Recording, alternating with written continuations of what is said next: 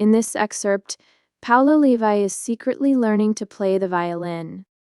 Paolo's teacher, Benjamin, refuses to continue his violin lessons until the boy's parents are told about the lessons. Paolo's parents share a past friendship with Benjamin from when they were forced by their captors to play music during World War II. Excerpt from the Mozart Question by Michael Morpurgo. "Will you come with me?" I begged him. "I can only do it if you come with me." "If you like," he said, smiling. Benjamin carried Papa's violin for me that day and held my hand all the way back to the Dorsoduro. I dreaded having to make my confession. I knew how hurt they would be. All the way I rehearsed what I was going to say over and over again. Mama and Papa were upstairs in the kitchen when we came in. I introduced Benjamin, and then, before anyone had a chance to say anything, before I lost my courage entirely, I launched at once into my prepared confession. How I hadn't really stolen Papa's violin, just borrowed it to get it mended and to practice on. But that's as far as I got.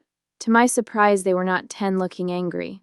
In fact, they weren't looking at me at all. I were just staring up at Benjamin as if quite unable to speak. Benjamin spoke before they did. "Your Mama and Papa and I think perhaps we do know one another," he said. "We played together once, did we not? Don't you remember me, Gino?" Benjamin.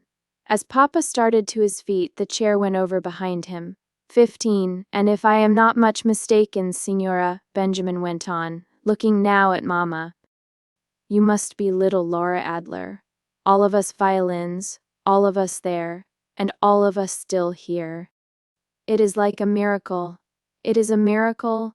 What happened next I can see as if it were yesterday. It was suddenly as if I were not in the room at all. Three of them seemed to ell the kitchen, arms around each other, 20, and crying openly, crying through their laughter. Stood there mistied, trying to piece together all I had heard, all that was going on before my eyes. Mama played the violin too. She had never told me that. "You see, Paolo," said Benjamin, smiling down at me, "didn't I tell you once it was a wonderful world? 20 years. It's been 20 years or more since I last saw your Mama, 25, and Papa. I had no idea they were still alive. I always hoped they survived, hoped they were together, these two young lovebirds, but I never believed it, not really. 30, 35, 40, 45, 50, 55. Mama was drying her eyes on her apron. Papa was so overcome, he couldn't speak. I sat down then, hands joined around the table as if unwilling to let each other go for fear this reunion might turn out to be no more than a dream. Benjamin was the RST to recover. "Paolo was about to tell you something, I think," he said. "Weren't you, Paolo?" I told them everything then. How I'd gone for my lessons. How Benjamin had been the best teacher in all the world. I dared to look up only when I'd nished. Instead of the disapproval and disappointment I had expected, both Mama and Papa were simply glowing with joy and pride. "Didn't I say Paolo would tell us, Papa?" she said. "Didn't I tell you we should trust him? You see, Paolo, I own take down my violin just to touch it, to look at it. Papa doesn't like me to, but I do it all the same, because this violin is my oldest friend. Papa forgives me, because he knows I love this violin, that it is a part of me. You remember I showed it to you that day, Paolo? It wasn't long ere that it went missing, was it? I knew it had to be you.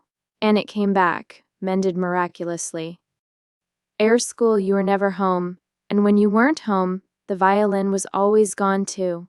I told Papa, didn't I, Papa? I told him you'd tell us when you were ready. We put 2 and 2 together.